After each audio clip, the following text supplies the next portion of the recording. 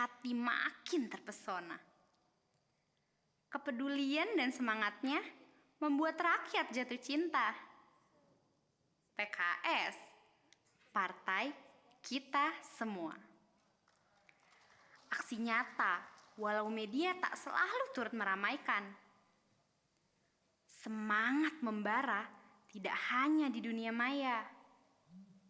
Bersama melayani rakyat.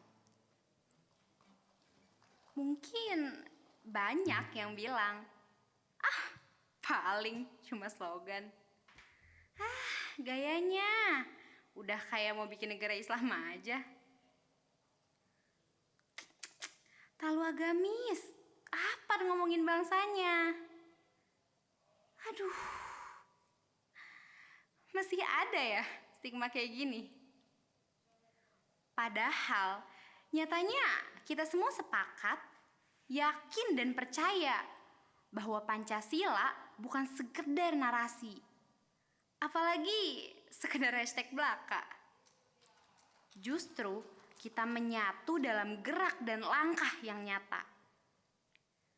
Dalam ranah keagamaan, kebangsaan, dan kemanusiaan untuk mewujudkan Indonesia adil dan sejahtera.